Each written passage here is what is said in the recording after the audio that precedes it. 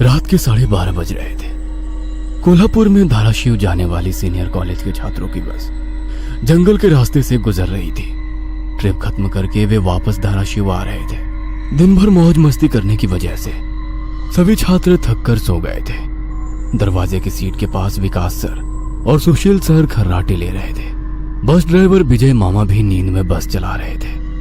उनके बगल वाली सीट पर प्यून पांडु मामा बैठे हुए थे कि तभी बस के सामने जंगली सुअरों का झुंड आया। विजय मामा ने बस जंगल में रोक दी। कुछ देर में जब रास्ता खाली हुआ तो बस फिर से चलने लगी। कुछ ही देर में विकास सर के पीछे ही दूसरी सीट पर बैठा श्याम नींद से जाग गया। श्याम की उम्र 21 साल थी। पढ़ाई में बहुत तेज था, लेकिन हमेशा अकेला रहने वाला। ना किसी से बनती थी, ना ही उसका कोई दोस्त था। वह दूसरी सीट पर अकेला बैठा हुआ था। सर, टॉयलेट जाना है। सर ने आधी आंखें खोलकर खिड़की से बाहर देखा।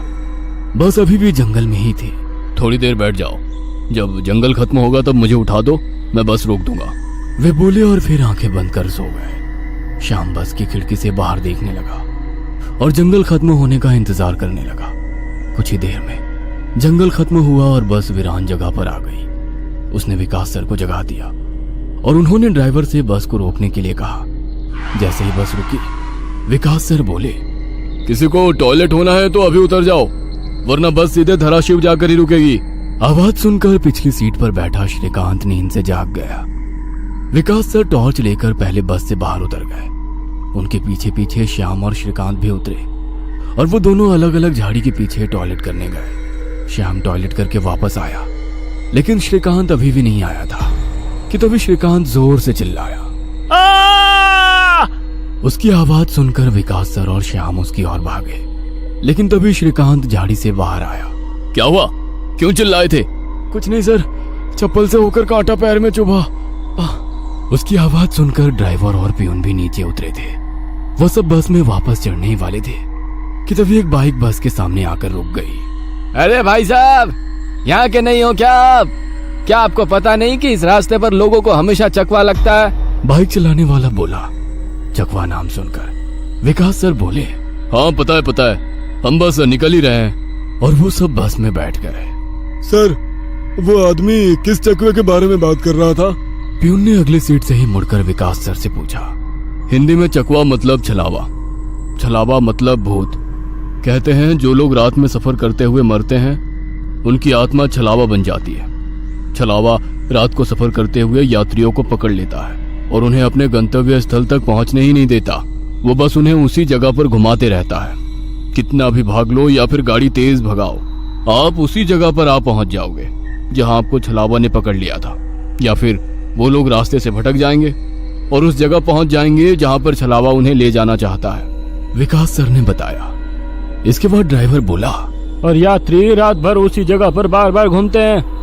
वो तब तक रास्ता भटकते हैं जब तक सूरज ना उगे। जैसे ही सूरज उगता है उनकी ताकत कम हो जाती है। मेरे कुछ ड्राइवर दोस्त हैं, उनको भी छलावे ने पकड़ लिया था। कहते हैं छलावा बस उन्हीं यात्रियों को पकड़ता है जो थके हुए होते हैं, क्योंकि उन पर हावी होना बहुत आसान होता है ना। फिर तो छलावा बहुत ही खतरनाक है। प्यून घबराते हुए बोला, अरे कुछ खतरनाक वतरनाक नहीं है, ये सब अंधविश्वास है। ड्राइवर जब थक जाता है तो रात में उसे रास्ता समझना मुश्किल हो जाता है, इसलिए उसे भ्रम हो जाते हैं और वो रास्ता भटकता है। इसे ही अनपढ़ लोगों ने भूत यानी चकवा या छलावा का नाम दिया है, विकास सर बोले। यह सभी बातें श्याम और श्रीकांत सुन रहे थे। नहीं सर, छलावे होते हैं और कुछ छलावे तो जानलेवा भी होते हैं। मेरे दादाजी को छलावे ने इतना परेशान किया था कि मरते मरते बचे थे। रात को जितने भी एक्सीडेंट होते हैं उनमें से कुछ ना कुछ एक्सीडेंट छलावे के कारण ही होते हैं। वो रात के बेरहम शिकार होते हैं। यात्रियों की थकान और डर ही उनकी ताकत होती है। शिकारियों की तरह ही वे यात्रियों को डराते हैं, भगाते हैं और उनकी जान लेकर उनका शिकार करते हैं।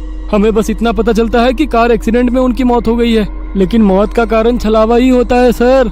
श्याम ने डरावनी आवाज में कहा। सर, इस का कुछ मत सुनो, इसकी बुआ राइटर है, उन्हीं से सुनी होंगी ये बातें। और राइटर लोगों का तो काम ही होता है बातें बनाना, उसी से तो उनका घर चलता है। पिछली सीट पर बैठे श्रीकांत ने कहा। श्रीकांत, चुप हो जाओ और सो जाओ, उन्होंने डांटते हुए कहा। और उसके बाद सभी लोगों ने आंखें बंद कर ली और सो गए। कुछ समय बीता। श्याम अभी भी जाग रहा था और खिड़की से बाहर देख रहा था। बस किसी जंगल के बीचों बीच से गुजर रही थी कि तभी उसने देखा कि रास्ते के किनारे एक बंद पड़ी चाय की टपरी है। लेकिन ये चाय की टपरी तो मैंने पीछे भी पहले वाले जंगल में देखी थी। वह मन ही मन बोला और खिड़की के बाहर देखने लगा। तब उसे पता चला कि वो तो वही जंगल है जो वीरान जगह से पहले आया था। वह भागते हुए ड्राइवर के पास गया।